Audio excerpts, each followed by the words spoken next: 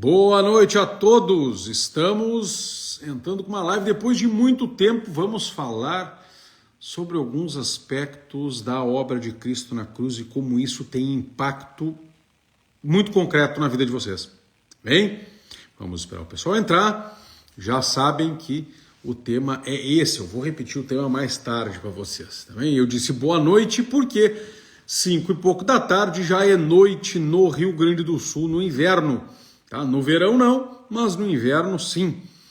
Já está escuro, demora para amanhecer e é rápido para escurecer aqui no Rio Grande Viejo. Tá? Temos pouca gente, eu preciso que vocês façam, antes de tudo, algumas ações. Em primeiro lugar, permaneçam aqui, não ousem me abandonar. Segundo, coloquem reações. Coraçõezinhos, qualquer coisinha aqui, o tempo inteiro, certo?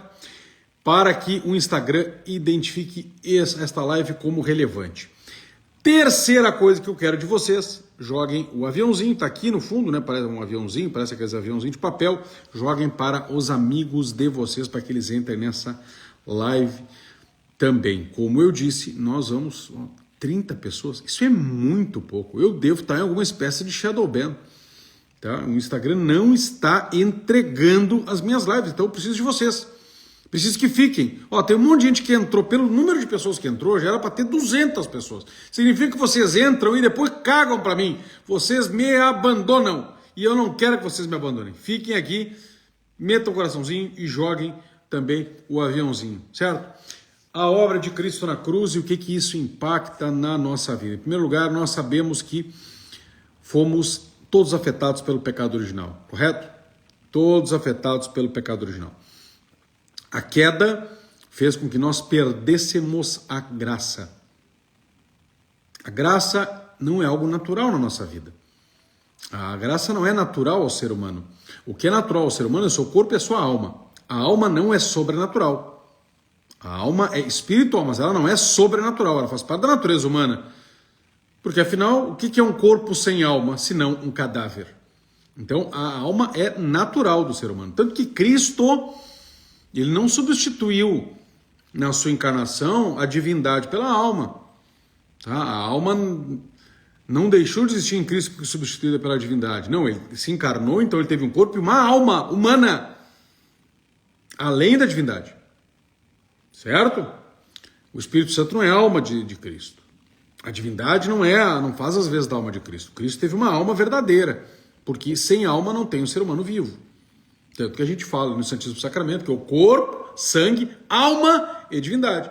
São coisas diferentes.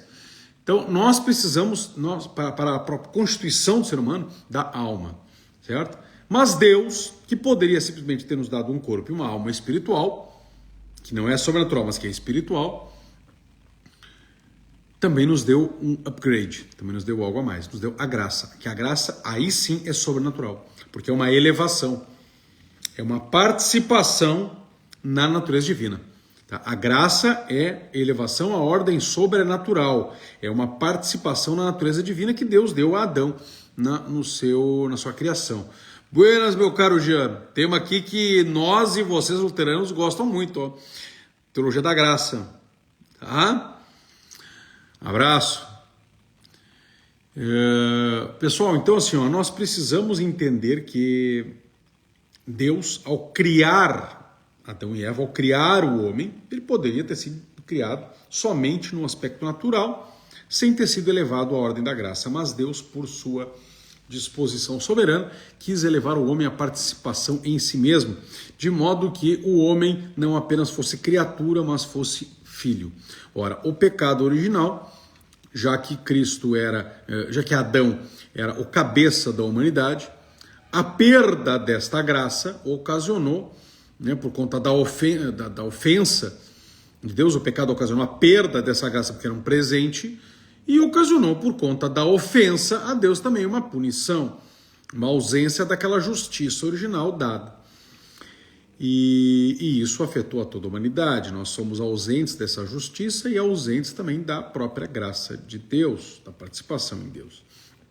Deus não precisaria nos salvar. Deus não precisaria resolver esse problema, que afinal foi criado pela própria humanidade, mas ele resolveu, e resolveu não mandando simplesmente um rei, um profeta, um sacerdote, mas alguém que fosse rei, profeta e sacerdote, que é Cristo. E além disso, Cristo, além de rei, profeta e sacerdote, os três ao mesmo tempo, e não só um deles, também é Deus. Então, Deus mandou a si mesmo para morrer na cruz no nosso lugar. Cristo poderia ter estalado os dedos para nos salvar, mas morreu na cruz para satisfazer completamente a justiça divina. Embora não fosse necessário de modo absoluto, porque Deus pode nos salvar de qualquer maneira, afinal Deus não está limitado, do contrário não seria onipotente, é sumamente conveniente, nos ensina Santo Tomás, que ele morra na cruz por nós.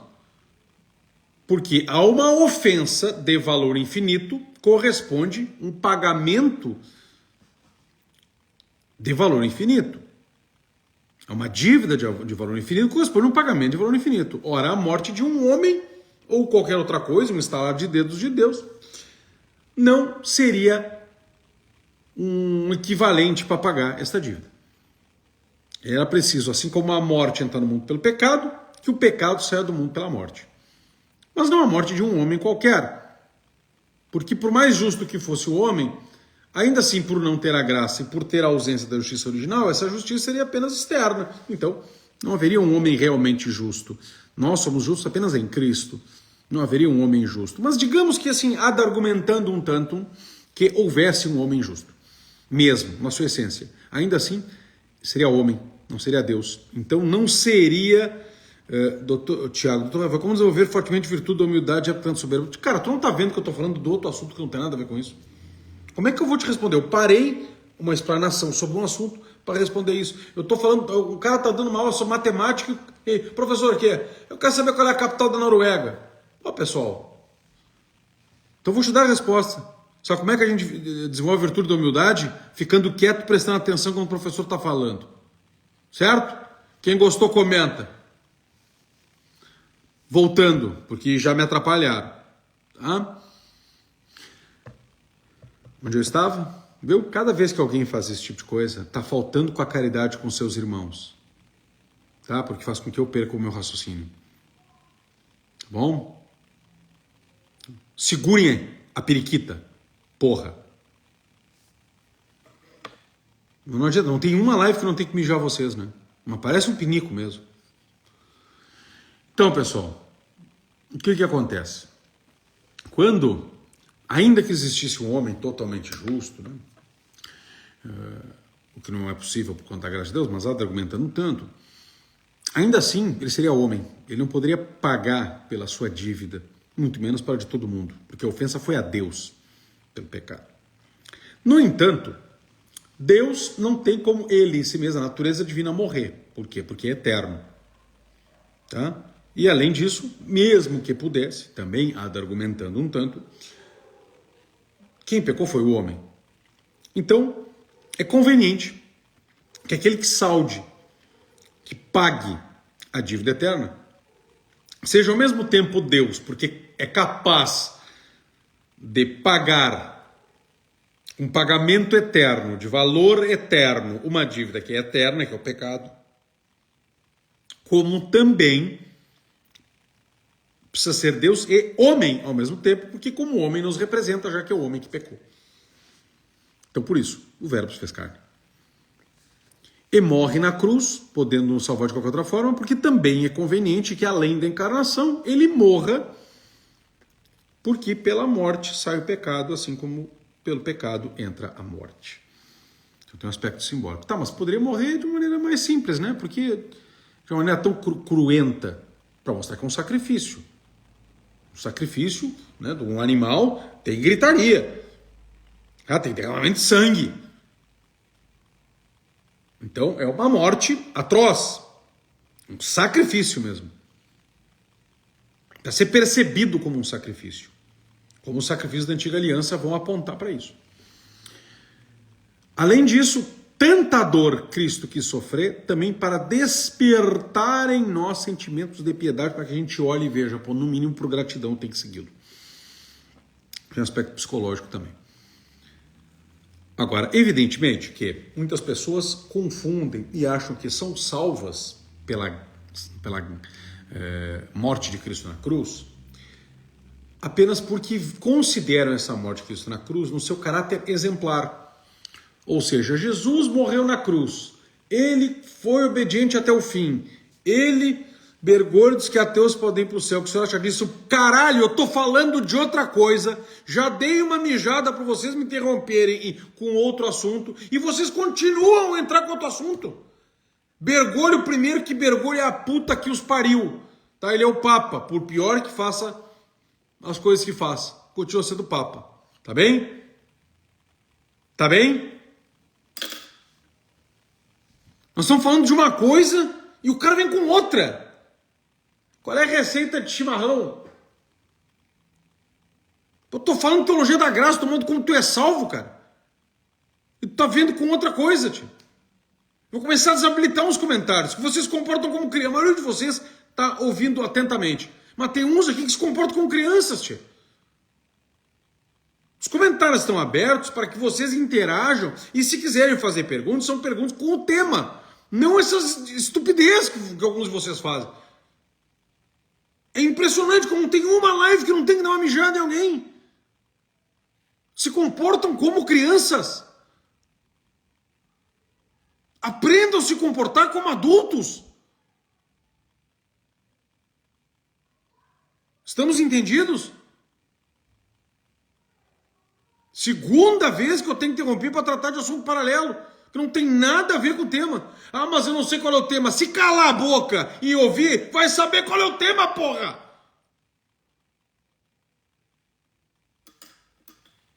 Tá claro agora?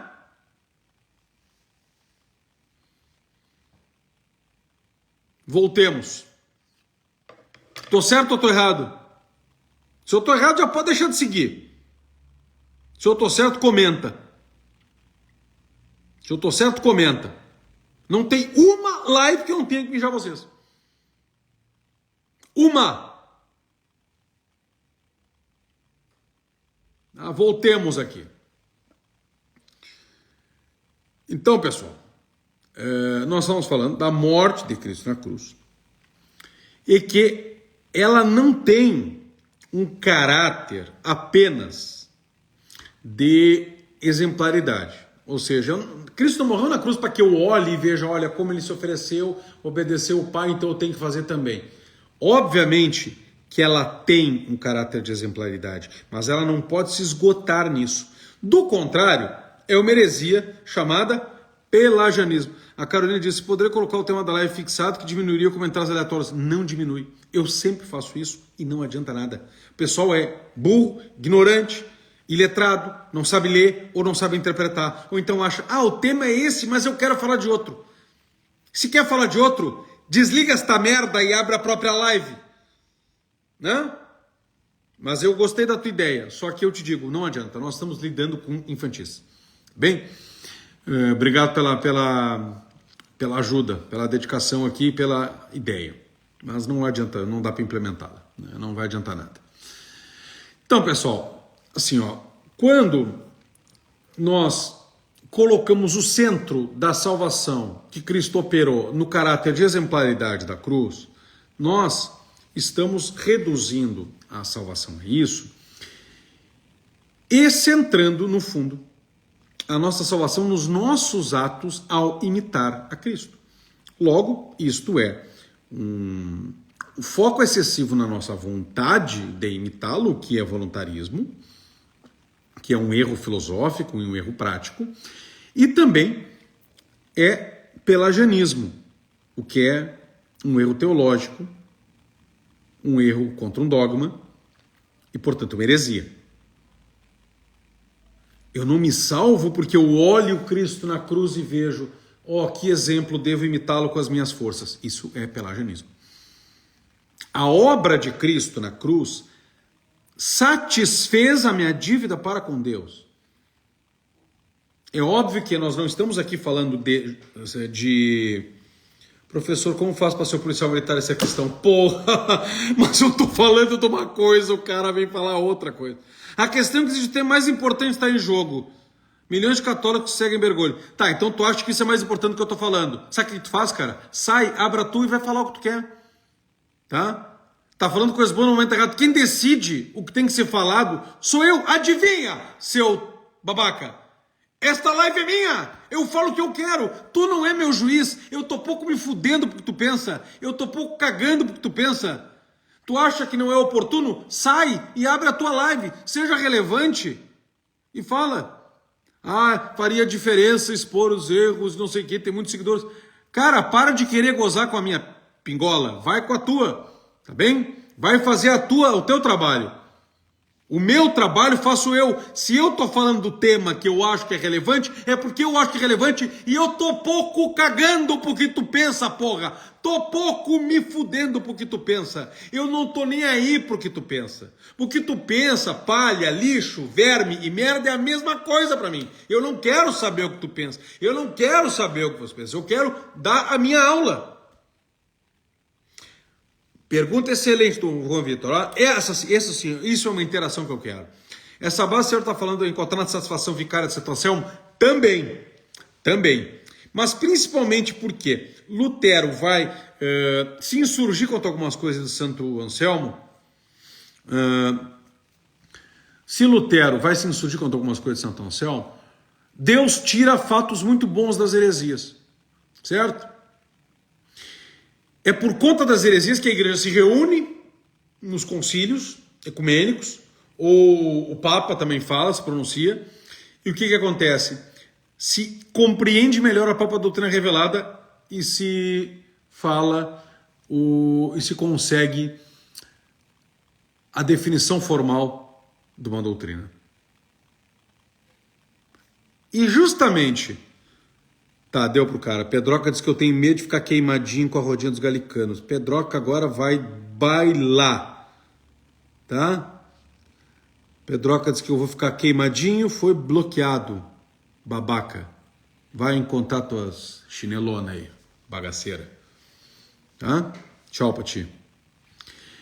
É por conta dos erros de Lutero que se insurgiu contra o que ele considerava erro, muitas vezes, de Santo Anselmo, mas...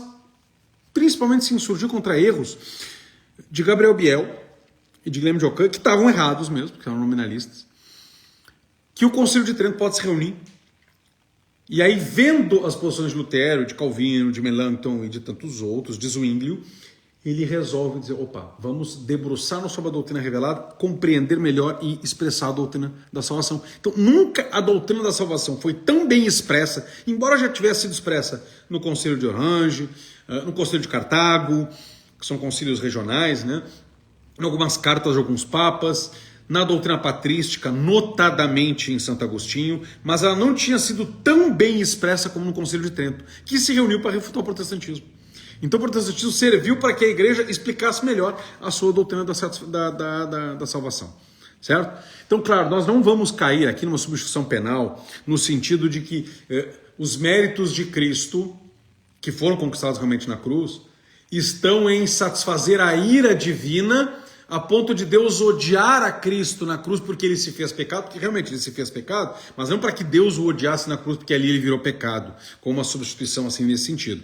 Claro que há um comércio, não no sentido teológico, né? Um comércio que é uma troca entre o céu e a terra, e há uma troca do nosso pecado com a graça divina, claro, do nosso pecado com o mérito de Cristo, claro, mas não é uma troca aos moldes de uma imputação. Deus imputa o meu pecado a Cristo e Deus imputa a graça de Cristo a nós, então há uma troca. Não é uma mera imputação, embora haja um caráter de imputação, não se resume na imputação. A justificação não é imputada, a graça não é imputada, a graça é infusa. Não é uma troca simplesmente, é uma troca, mas que muda o meu coração. Então a justiça é infusa, ela é colocada dentro de mim para mudar meu coração mesmo. Não é simplesmente dada como imputada. Deus atribui um a outro e ponto final. Não. Tá? Ele muda de fato. E portanto o comércio, ele é, digamos que, injusto num certo sentido, porque não é infuso em Cristo o meu pecado. Ele não se transforma em pecado, afinal ele é Deus. Mas eu sim me transformo em santo. Então digamos que Deus me oferece mais pelo meu produto no comércio do que eu dou para ele. Então o comércio não é justo. O Santo Irineu vai dizer, não chame Deus de justo, né? Porque se Deus fosse justo, ele não mandaria o seu filho morrer na cruz por nós, e não nos salvaria. Claro que ele não está dizendo que Deus não é justo, ele está falando um exagero retórico, né? João Paulo Alves, como fazer para imitar sem cano pelagianismo? Aí que está. Entendendo que o aspecto de exemplaridade, de causa exemplares de Cristo na cruz, é um aspecto secundário, porque o principal é o aspecto satisfatório e o aspecto eficiente e eficaz. A graça nos é conquistada de fato na cruz. Cristo morre na cruz para nos dar o exemplo? Também. Mas Cristo morre na cruz para satisfazer a nossa dívida. Cristo morre na cruz para conquistar a graça que perdoa o nosso pecado e faz com que novamente nós sejamos elevados à ordem sobrenatural pela graça, participando da natureza divina. E nos concede eficácia dessa graça mediante os sacramentos que fluem dessa cruz e que ele instituiu. Então, sim, Cristo é causa exemplares, Cristo é causa exemplar que nós temos que imitar, mas antes disso, ele é causa suficiente, satisfatória e eficiente da nossa salvação. Nós temos que imitá-lo já que ele morreu na cruz? Sim, mas não é isso que causa a nossa salvação. O que causa a nossa salvação é que Cristo morreu na cruz no nosso lugar e nos concede a graça conquistada nessa cruz mediante os sacramentos.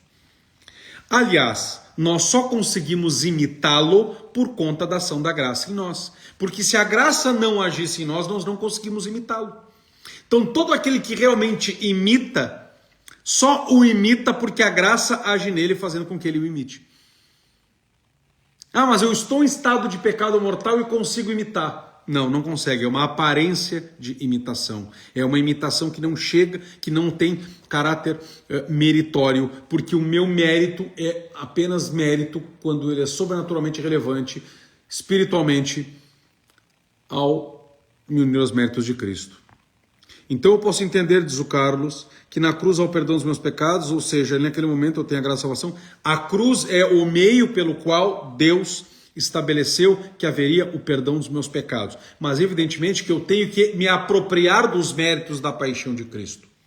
E como é que eu me aproprio dos méritos da paixão de Cristo? Ora, tu tens um reservatório da água na tua cidade. Como é que chega a água em ti? Através de canos. Esses canos são sacramentos. Chega a graça. Então da cruz flui a graça, mediante os sacramentos, que tu tens que receber com fé. É por isso que o justo viverá por fé. Essa fé é expressada mediante os sacramentos. Então, a cruz, ela foi o meio pelo qual nós não somos salvos de maneira objetiva, mas nós temos que receber a graça que flui da cruz mediante os sacramentos e a nossa fé como resposta na salvação subjetiva, ou seja, nos apropriar daqueles méritos para nós, nos apropriar da graça de Cristo para nós na nossa vida. E nós nos apropriamos de tal modo que essa graça nos transforma em Cristo.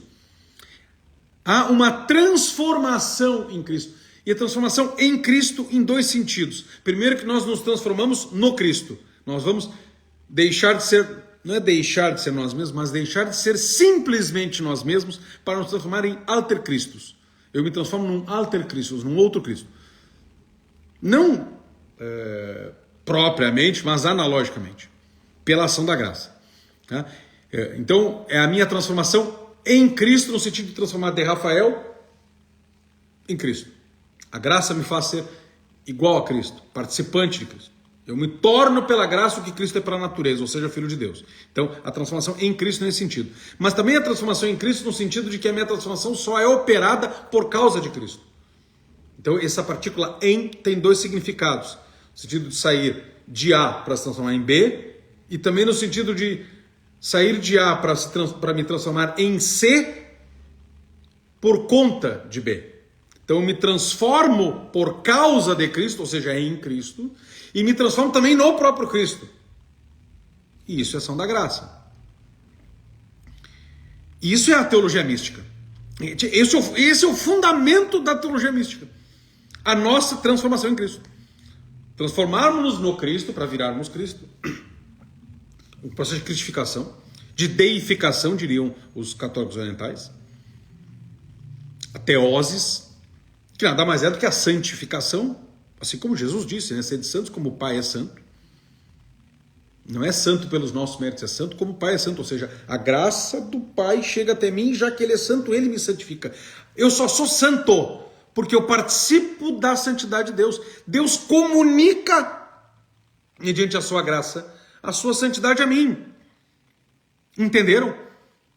Tu só és santo, meu irmão. São Francisco só é santo. Santo Antônio só é santo. Santa Teresinha só é santa. Porque Deus comunica a sua santidade a elas. Mediante a graça. Que opera pelos sacramentos.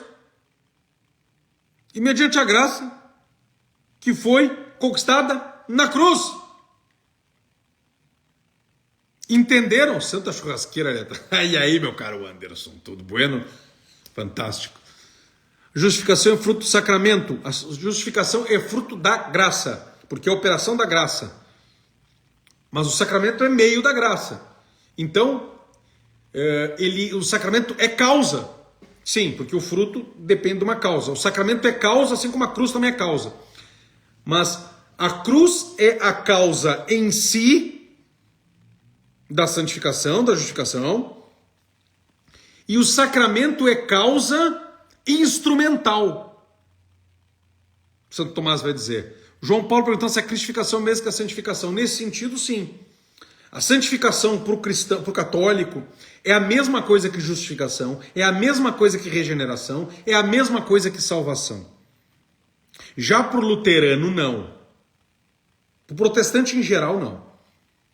Porque a justificação é apenas o que nós chamamos de primeira justificação, que é no batismo. Lutero vai sustentar que é no batismo. Outros vão sustentar que é no momento, de me decidir por Cristo, aceitar Jesus, o que for. Tá? Mas é a primeira, o que eles chamam de justificação para nós é a primeira justificação. Né? O processo para eles vai da justificação até a santificação como uma coisa separada. E aí sim as obras influiriam para aumentar o galardão. Mas para nós é a mesma coisa. Então por isso que nós dizemos que realmente a primeira justificação, que Lutero chama de justificação, ela independe das nossas obras. Nisso Lutero está certo. O problema é que Lutero acha que a justificação é só a primeira. Ou só a recuperação dela, quando se perde.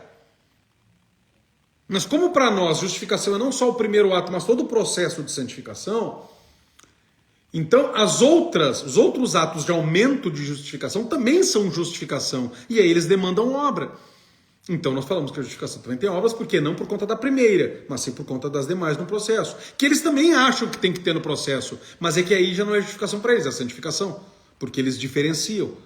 Então eles vão de justificação para a santificação. Nós dizemos que é a mesma coisa, então nós vamos de justificação em justificação, aumentando justificação. Por isso que justificação e santificação é a mesma coisa. Entenderam? Esse é o negócio. Então nós concordamos que a primeira justificação é monergista, mas as demais são sinergistas. E por isso que regeneração é a mesma coisa também. Já Lutero, embora separe santificação de justificação, vai aceitar que regeneração é toda outra coisa junto com justificação. Mas Calvino vai separar ainda a regeneração, porque ele vai dizer que a pessoa só pode ser justificada se ela tiver capacidade de aceitar. E para a capacidade de aceitar, ela precisa, por conta da total depravação, ser regenerada. Então a regeneração é um processo anterior para Calvino. O cara é regenerado por uma ação de uma graça anterior, que torna ele apto a ser justificado, e aí depois ele vai crescer até chegar na santificação. Agora, claro, então nós dizemos que santificação é sinônimo de justificação e de salvação e de regeneração. Contudo, a palavra santificação também se presta a um segundo significado, que é o quê? Não apenas o sinônimo de justificação, de salvação, de regeneração, de perdão dos pecados, de estar em graça, como também o processo que nos leva até a perfeição dessa justificação e o próprio termo final desse processo. Então nós podemos falar em santificação como o estágio final, como a própria justificação inicial e como processo de um ao outro. Vejam a riqueza da soteriologia católica, da doutrina da salvação católica. Mas voltando a isso, não sei se ficou claro, aí tu me avisa aí se ficou claro. Tá, os outros também que viram isso aí, se acharam claro também essa explicação. Vocês podem, essa live vai ficar salva, vocês podem ouvir também. Tá? Então assim, pessoal, quando nós estamos em... Como se opera essa transformação em Cristo, é que ela nos capacita, então, a ver a Cristo como exemplo. Então eu só posso ter a Cristo como exemplo e imitá-lo quando eu estou em estado de graça. De modo que Cristo, como causa exemplares, ele só é uma consequência dele ser causa eficiente, causa satisfatória, causa vicária. Entenderam? E assim eu consigo afastar o pelagianismo. Porque eu não estou imitando pelas minhas próprias forças, o que é impossível, mas eu o estou imitando por ação da graça, que, claro, demanda o meu esforço, mas como correspondência a essa graça e como ação da graça na minha vida. Só há a visão e a participação e a imitação de Cristo por eu estar em graça. Entenderam? Ficou claro? Ficou claro isso? Ó, tem uma pessoa pedindo aqui, ó, ajuda. Isso sim é uma exceção que eu vou abrir. Tá? As pessoas que vinham, mas esse não é esse assunto. É uma pessoa aqui, ó, Manu, ela 7730, ela está precisando de ajuda, precisando de dinheiro. Entra em contato com ela, vejam se não é golpe, eu não sei, né? Eu não posso referendar, mas entre em contato com ela, conversem ali com ela, vê se não é golpe, se não é nada. Se vocês acharem que realmente não é alguma coisa, tem uma ajuda aí para essa mulher, tá bem? Pessoal, eu vou ficando por aqui porque eu tenho que providenciar agora uma tábua de frios aqui para minha esposa, tá bem? Uma picada. O que eu peço a vocês agora como, digamos, uma retribuição, né? Pela essa aula. Entra no meu perfil, tá? Se vocês estão vendo a live posteriormente também, não tem problema. E considerem aumentar o conhecimento que vocês têm acerca desse tema da justificação, tanto no meu curso Vivendo na Graça, que está disponível na comunidade Família Brodbeck, que é o melhor material que vocês vão ter sobre formação humana, formação integral, e que trata desse assunto também, de soteriologia, de uma maneira que vocês vão entender predestinação, graça, livre-arbítrio, refutação do luteranismo, do calvinismo, enfim, vocês vão aprender tudo. E também na Escola da Doutrina, em que eu trato desse tema, embora não de maneira tão aprofundada. Tá bem? Escola da Doutrina e Comunidade Família Brodbeck. Lá vocês vão ter a formação. Grande abraço, fiquem todos com Deus.